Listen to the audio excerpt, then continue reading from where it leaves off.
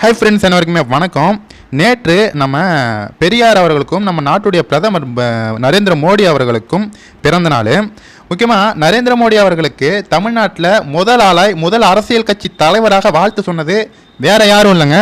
தொடர்ந்து அவருடைய திரைப்படங்களில் பாஜகவை எதிர்க்கும் விதமாக வசனங்களை வைத்து பாஜக அரசாங்கத்தை, மத்திய அரசாங்கத்தை எதிர்க்கும் நடிகர் விஜய் அவர்கள் தான் முதல் ஆளாய் நம்ம பிரதமர் மோடி அவர்களுக்கு வாழ்த்து சொன்னார். அதன் பிறகு அடுத்த கட்ட பாஜக தலைவர்கள், திமுக தலைவர்கள், அதிமுக தலைவர்கள் பல தலைவர்கள் வந்து வாழ்த்து சொன்னாங்க.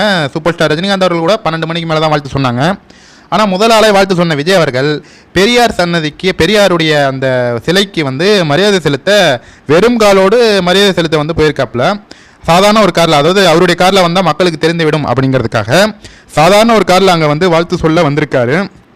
அங்கே வாழ்த்து சொல்ல வந்த இடத்துல ஒரு திமுகவுடைய உடன்பிறப்பு நடிகர் விஜய் அவர்களை பார்த்தவுடன் அந்த நடிகர் விஜய் அவர்களுடன் செல்ஃபி எடுப்பதற்காக திமுக ஷர்ட் போட்ட அந்த நபர் வந்து விஜய் அவர்களிடம் செல்ஃபி எடுத்துவிட்டு, உங்களுடைய கட்சி வெற்றி பெற வாழ்த்துக்கள் அப்படின்னு நடிகர் விஜய் அவர்களுக்கு வாழ்த்து சொல்லி, நான் உங்களுடைய தீவிர ரசிகர், நான் மட்டும் இல்லைங்க, எங்கள் குடும்பத்தில் உள்ள அனைவருமே உங்களுடைய தீவிர ரசிகர், கண்டிப்பாக நீங்கள் அரசியலில் மிகப்பெரிய சாதனை அடைய வேண்டும் அப்படிங்கிற மாதிரி நடிகர் விஜய் அவர்களுக்கு வாழ்த்து தெரிவித்து, அந்த திமுகவுடைய உடன்பிறப்பு ஒரு செல்ஃபி போட்டோவையும் எடுத்துக்கொண்டு அங்கே வந்து அந்த இடத்தை விட்டு புறப்பட்டுருக்காங்க.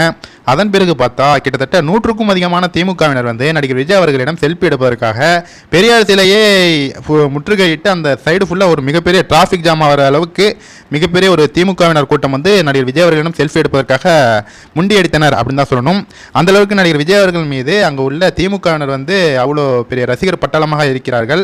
அவர்கள் காலப்போக்கில் அடுத்தது வந்து நம்ம விஜய் அவர்களுடைய கட்சியில் கூட இணையலாம், விஜய் அவர்களோடு இணைந்து கூட செயல்படலாம். அப்படிங்கிறதுனால தற்போது அதிர்ச்சியில் இருக்கிறது திமுகவினர் தான். விஜய் அவருடைய அரசியல் வருகையை பார்த்து அதிர்ச்சியில் இருக்காங்க. பொறுத்திருந்து பார்ப்போம், காலம்தான் பதில் சொல்லும். Thank you friend.